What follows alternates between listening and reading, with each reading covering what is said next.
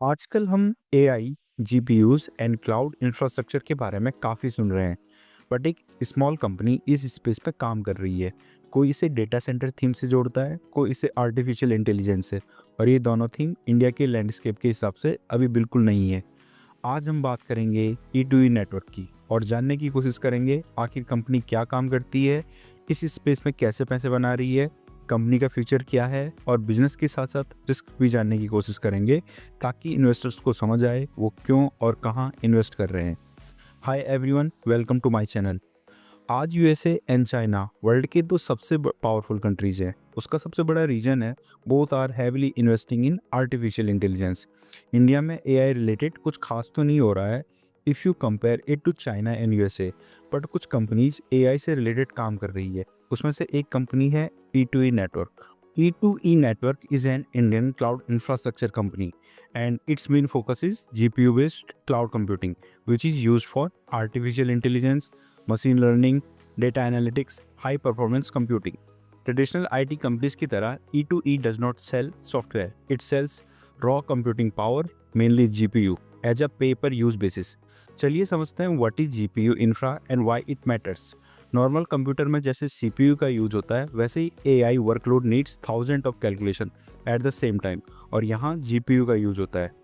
GPU infrastructure includes expensive GPU server, high electricity and cooling, data centres and cloud access for customers, जिस वजह से GPU infra capital intensive हो जाता है और इसे बिल्ड करना भी डिफ़िकल्ट होता है, और इस स्पेस में हाई एंट्री बैरियर क्रिएट हो जाता है, जिस कारण से बहुत ही कम कंपनीज इस स्पेस में ऑपरेट कर रही हैं। आप समझते हैं how E2E makes money. E2E earns money through GPU cloud rentals. चलिए समझते हैं ये कैसे वर्क करता है। E2E buys GPUs from NVIDIA. GPUs की डिमांड की वजह से NVIDIA is now world's largest company, and then customer rent these GPUs by hours, day, month or years. Then revenue depends on किस टाइप का GPUs customer use करना चाहता है, second कितने टाइम के लिए यूज़ करना चाहता है, and third long term contracts. एक बार GPU इंस्टॉल हो गया तो कॉस्ट्स आर लार्जरली फिक्स्ड, और अगर यूटिलाइजेशन इंक्रीज होता है then profits can rise sharply, and this is called operating leverage. अब देखते हैं why investor are interested in E2E। Because first, AI demand is growing rapidly, second GPU supply is limited, third India needs local cloud infrastructure, and fourth data localisation और data protection act favours domestic player. E2E is seen as thematic AI infrastructure play, not a traditional compounder yet. चलिए अब देखते हैं E2E अभी कहाँ तक पहुँचा है।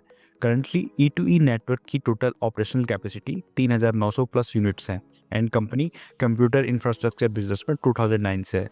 कंपनी के पास ब्लैकवेल B200 जो एनवीडिया का जीपीयू है के यूटिलाइजेशन के ऑर्डर हैं। मार्च 2026 तक company 5,000 plus total GPU capacity expand करना चाहती है, और कंपनी को गवर्नमेंट की इंडिया एआई मिशन से भी कॉन्ट्रैक्ट्स मिले हैं of amount 265 crore rupees.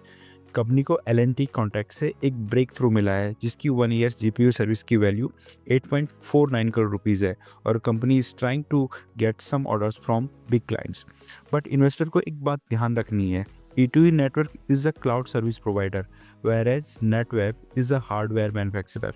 E2E का मेजर कॉस्ट GPU बाई करना है, then rent it out to businesses. But cloud service provide करने के लिए डेटा सेंटर्स की नीड होती है, सो कंपनी 4 डेटा सेंटर से ऑपरेट करती है। तो आप कंफ्यूज मत होना, E2E network is not data center company, it is GPU based cloud computing company जो GPU सर्विस देकर रेंटल इनकम अर्न करती है और डेटा सेंटर्स के थ्रू ऑपरेट होती है। So data centre usage is cost of E2E। चलिए अब कंपनी के फाइनेंशियल देख लेते हैं।